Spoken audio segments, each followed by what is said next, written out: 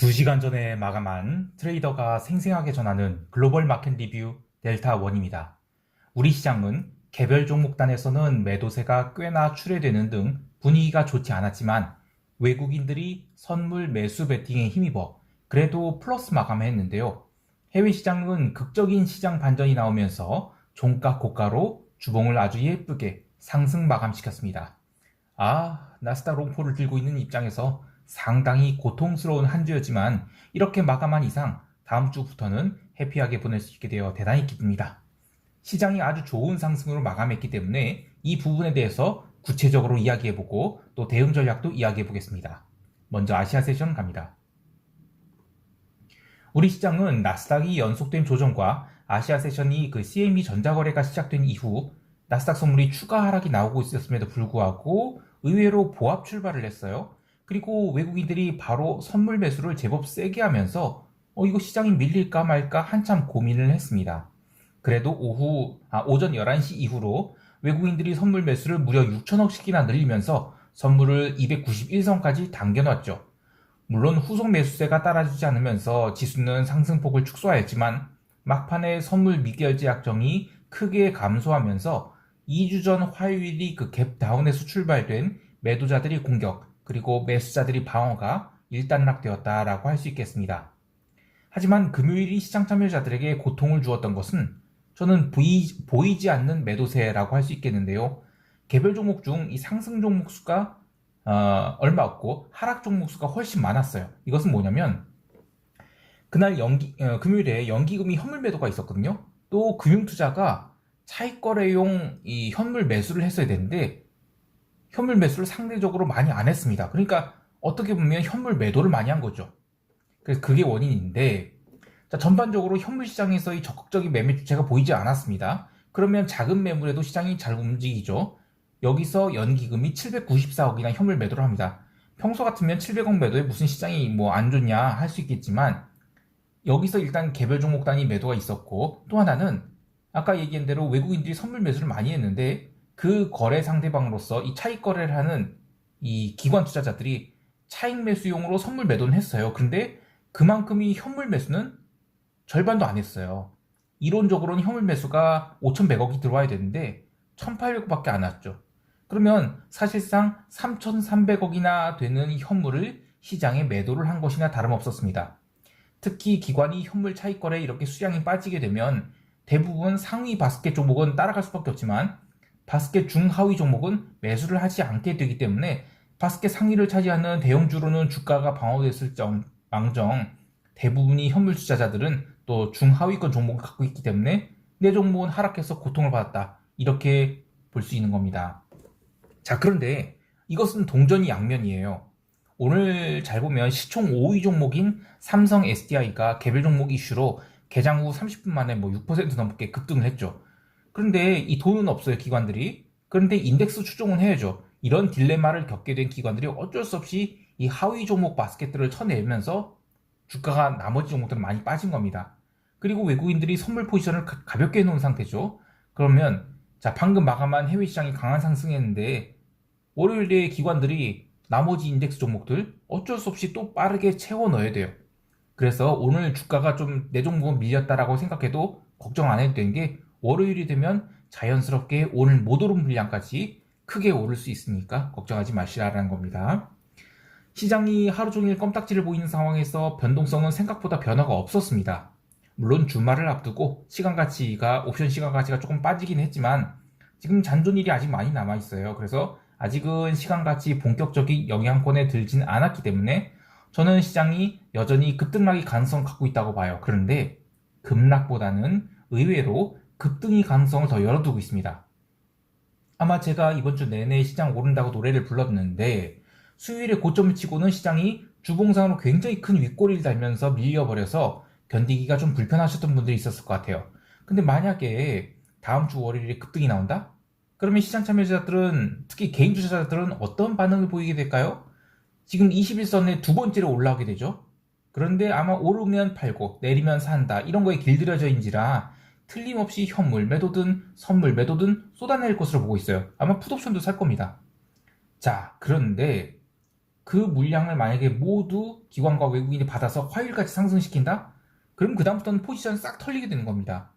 조금 아쉬운 것은 저는 해외 시장만이 아니라 이 우리 시장이 이번 주 금요일에 제대로 된 상승을 보여줘서 상승시켜놓고 월요일에 갭상승으로 날아가야 되는데 그러진 못했어요. 근데 어떻게 보면 저는 차라리 잘 된 것이라고 봐요. 월요일이 시가 갭을 다음 주에 크게 깨지지만 않다면 이제는 월봉상 10월봉을 양봉으로 완성시킬 가능성이 커요. 그럼 시장이 정말 오랜만에 의미 있는 월봉 양봉이 나오게 되는 거예요. 그러면 4분기에는 최소한 종합주가지수 2320선, 많으면 2400선까지도 열어놓을 수 있게 됩니다. 근데 이 부분에 대한 이야기는 차후에 하기로 하고 시장 얘기 다시 좀 더 해볼게요. 지난 9월 15일부터 9월 말까지 외국인들이 대량의 선물 매도와 풋옵션 매수로 시장을 눌러놨죠. 근데 10월 들어서 그게 포지션이 언와인드 되면서 290선을 단기 고점으로 만들어놨어요. 자, 근데 시장이 진짜 폭락할 것이라면 10월 첫째 주에 그 290선을 첫 번째 봉우리 만들죠. 그리고 10월 셋째 주에 두 번째 봉우리 만들면서 다음 주에 급락이 나와서 280선 깨고 완전히 시장이 망가지는 그런 그림이 나왔어야 돼요.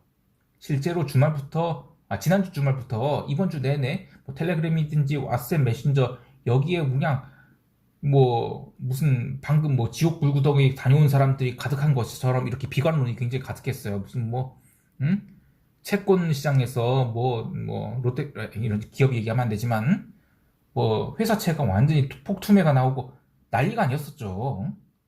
그런데 시장은 정작 잘 버텼어요. 너무나 잘 버텼습니다. 그리고 글로벌 시장도 제 판단으로는 굉장히 잘 버텼습니다. 이렇게 시장에 적극적으로 숏 베팅한 쪽이 없는데 시장이 어떻게 무너지겠습니까?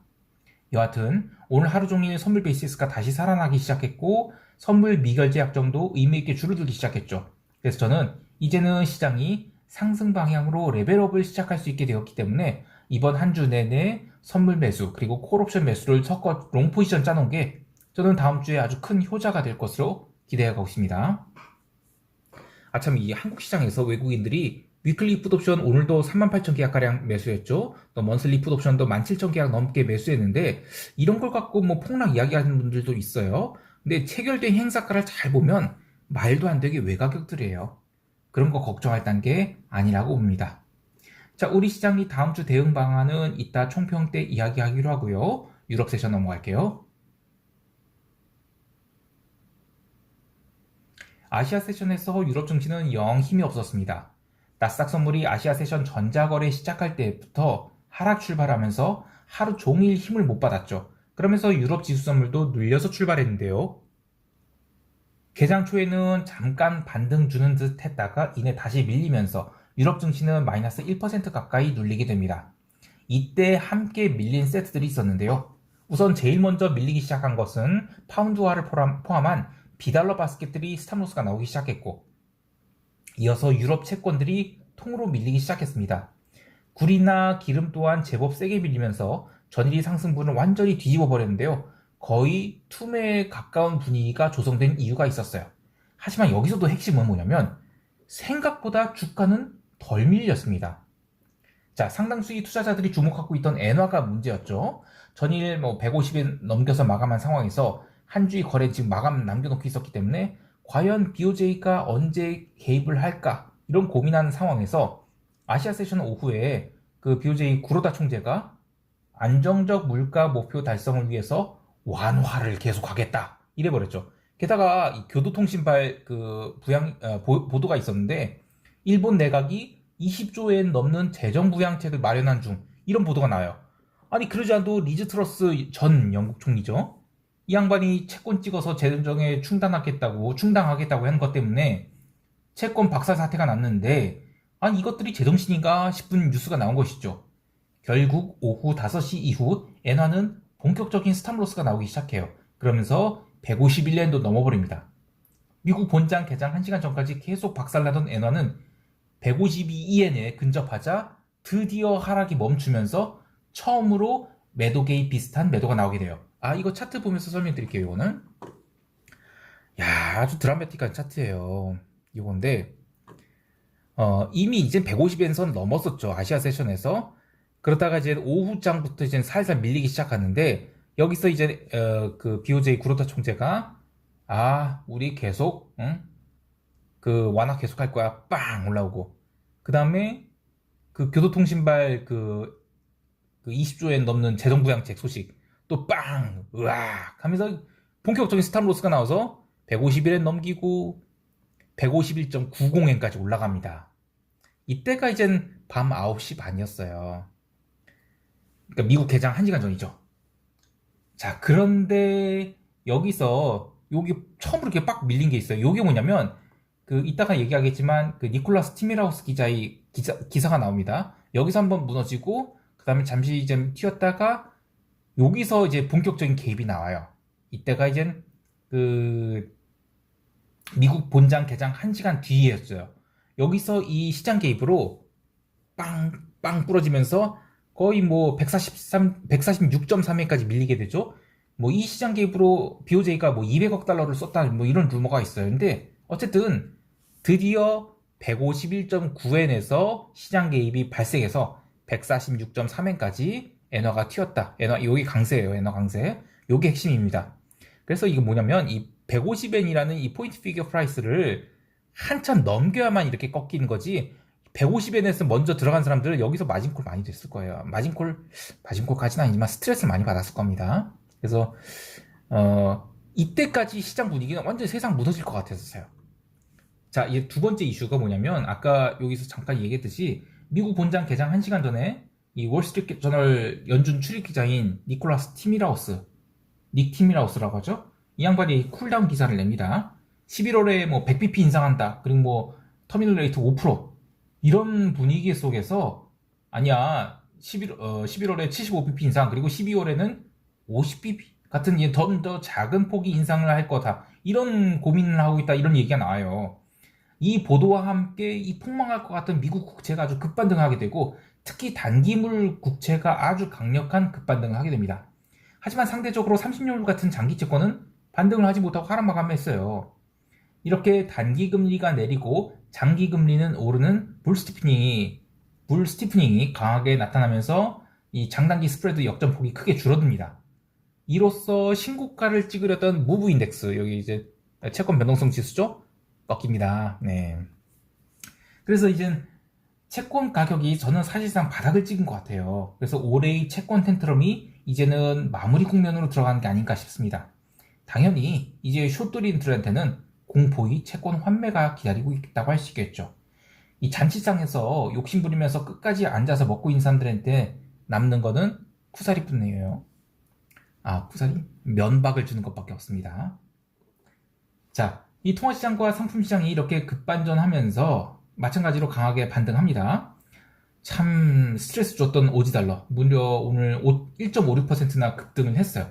바닥 대비로는 뭐 1% 넘게 밀렸었던 거니까 한 2.5% 이상 오른 거죠.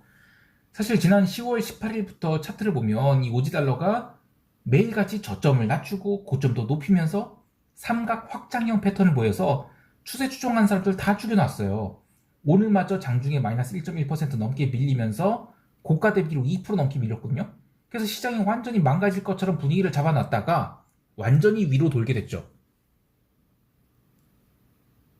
시장이 마지막 바닥을 찍을 때는 이런 식이 급반전을 줍니다. 구리 또한 장중에 1.5% 넘게 하락을 하면서 전일이 상승폭이 75%를 되돌려주면서 무슨 또다시 세상이 망할 것 같은 그런 분위기를 보여주었다가 급반등에 성공했어요. 그래서 2% 넘게 상승했고 톤당 7,600달러에 안착을 하게 됐습니다. 다만 좀 아쉬운 것은 기름은 장중에 눌린 것을 전일이 가격 수준인 이 85달러 선까지만 당겨놓는 것을 마무리했는데요. 아무래도 이 월요일에 중국이 이 미뤄뒀던 GDP 그리고 산업생산지표 발표하게 되죠. 그때 일시적인 쇼크를 받을 수 있어서 좀 못 올랐다고 보고 있어요. 근데 전반적으로 위험자산들이 오늘로써 바닥을 찍고 돌게 된 것이라면 저는 기름은 하방보다는 상방이 더 크게 열려있다라고 보고 있는데요. 콜옵션을 사기에는 잔존이 많이 남아있죠. 그래서 트레이딩 바이 관점에서 기름 시장에서도 여전히 롱 관점을 갖고자 합니다. 그래서 목요일에 기름 추격 매수했던 거 절반 손절하고 나머지 들고 있는데 이 월요일에 중국 지표 보고 눌리게 되면 저는 추가 매수를 할 계획이에요. 자, 이제 미국 세션 넘어갑니다. 미국 증시를 한마디로 요약하면 본장 개장 전에 있었던 일들은 잊고 새 출발 시작이라고 할 수 있겠어요.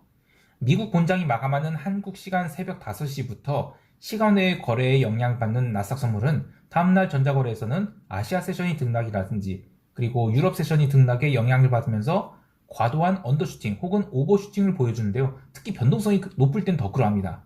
그런데 정작 본장이 시작하고 나서는 야 그거는 우리가 잠자고 있을 때 일어난 거고 개장 후에는 우리 미국 뉴스로 움직인다. 요게 일반적이죠.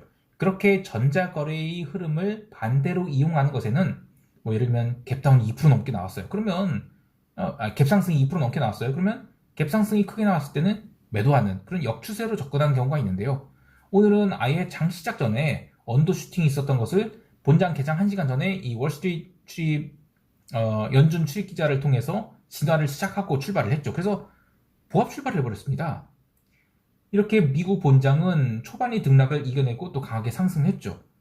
그래서 전자거래에서 완전 시장이 폭망할 것처럼 분위기 있었던 거는 그 본장에서 시장 참여자들은 그러니까 느끼지 못한 거예요.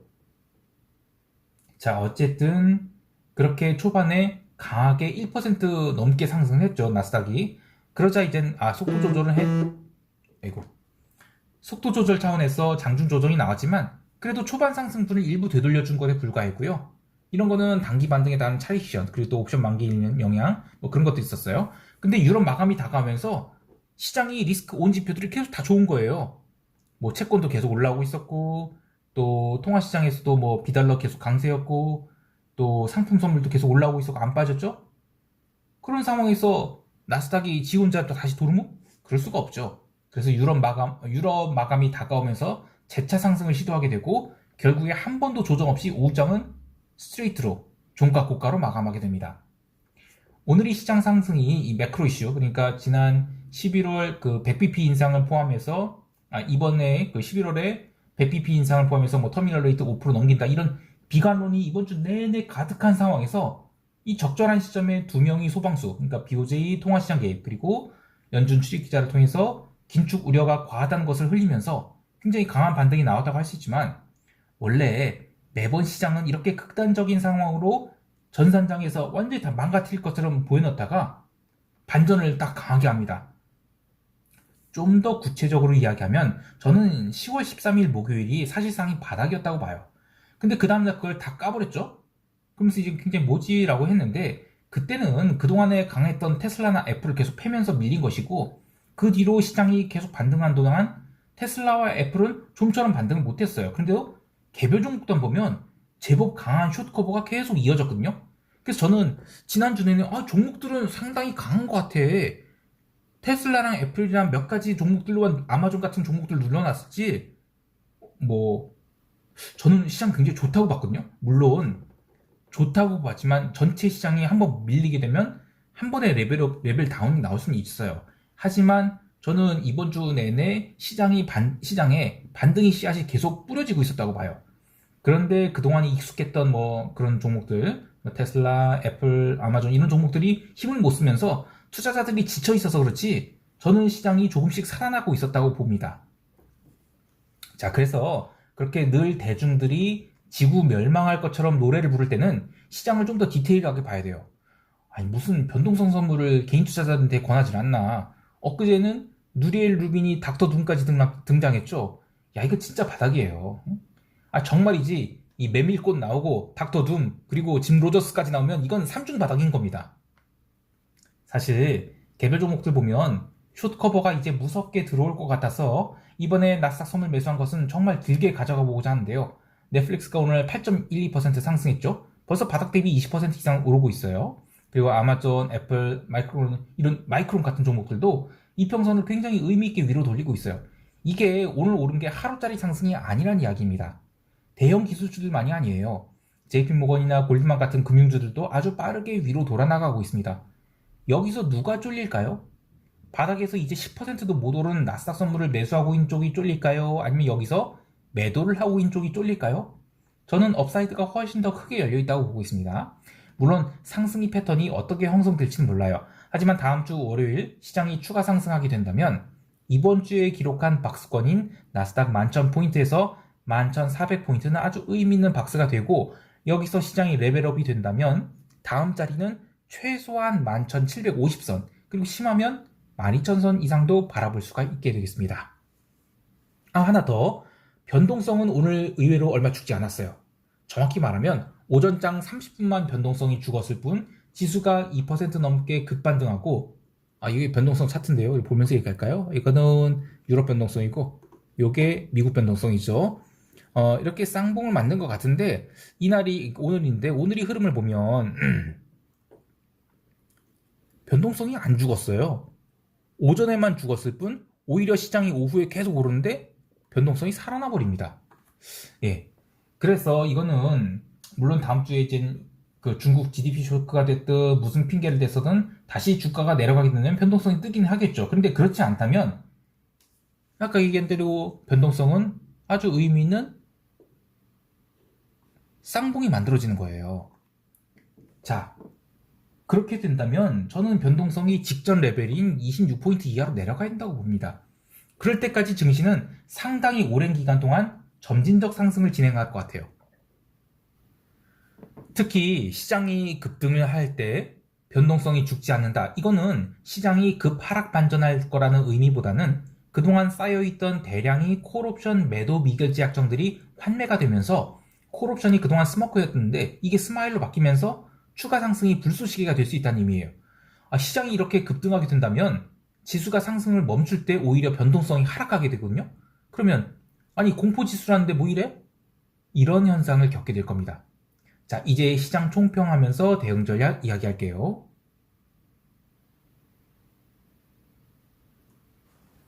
우리 증시에 대해서 아주 강력한 롱콜을 합니다. 오늘까지 콜옵션은 등내가 위주로 70계약 정도 매수를 모았고, 또 선물 매수는 12개 정도 잡았는데 이제 선물 매수는 20개까지 늘릴 계획이고 콜옵션 매수는 100계약을 딱 채울 계획이에요.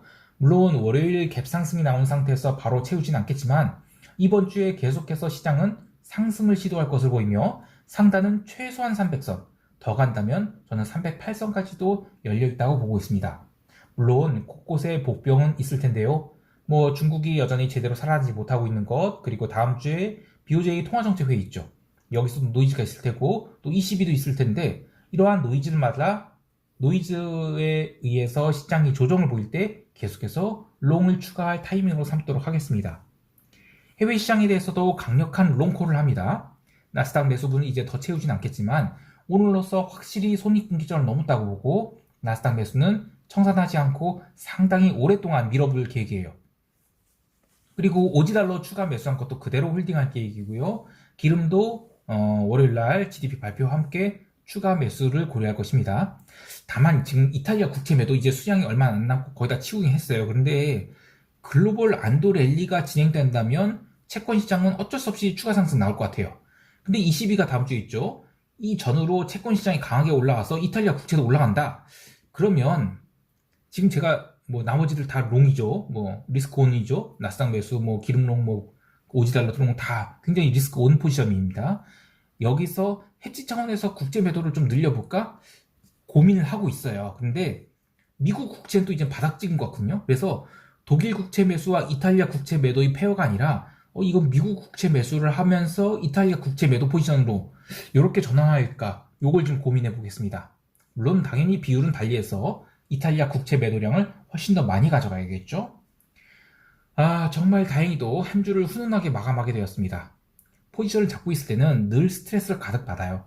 당연히 제가 늘 맞는 것도 아니고, 또 멤버십 게시판에서는 실시간 코멘트 하는 것과 달리 영상은 전달의 시차가 있다 보니까 델방꿀 이런 혹평을 듣곤 하지만, 트레이딩을 하는 저로서는 중요한 게 사실 누가 델방꿀이라도 그게 무슨 상관입니까? 제 계좌가 갈려나가는 게 스트레스죠. 근데 포지션 거래라는 게 그렇습니다. 이번 주에 올라왔을 때 제가 만약 좀 청산하고 또 아래에서 잡고 이랬으면 퍼포먼스가 더 좋았긴 하겠죠. 그런데 그렇다면 오늘 이 상승을 제대로 챙겨 먹지 못했을 것이고, 심지어 아시아 세션 이후로 제법 나스닥 선물 많이 빠졌죠. 그때 아마 숏으로 돌렸을지도 몰라요. 그러면서 손절하면서 물량 빼앗기거나 아니면 오늘 상승에 숏을 잡았을지도 모릅니다. 어떤 것이 정답이라고 할 수는 없어요. 이렇게 트레이딩 관점으로 대응한 것이 정답인지, 아니면 저처럼 포지션을 딱 잡아서 밀고 가는 것. 뭐가 정답인지 모릅니다만 저는 그래요. 저는 이제 포지션을 하는 입장에서 일일 손익이 뒤바뀌는 것을 잘 견뎌야 됩니다. 자, 이렇게 잘 견딘 자에게는 당연히 포상이 따르겠죠. 오늘로써 시장이 의미 있는 상승에서 레벨업을 했다면 저는 4분기에 나스닥 선물 매수가 상당히 큰 성과를 거둘 수 있다고 보고 있습니다. 자, 한 주 수고 많으셨습니다. 그리고 즐거운 주말 보내시고요. 이상 델타원이었습니다. 감사합니다.